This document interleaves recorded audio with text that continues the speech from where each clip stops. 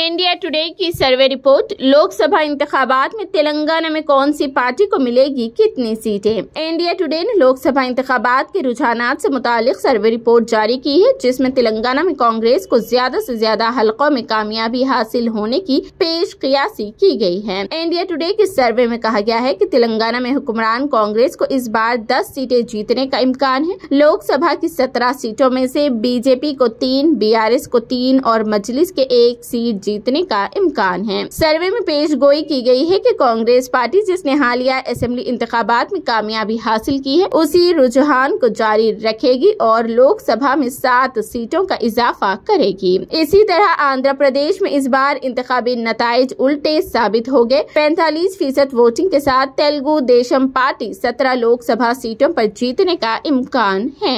YSR Congress 41% वोटों के साथ 8 सीटों तक महदूद रहेगी।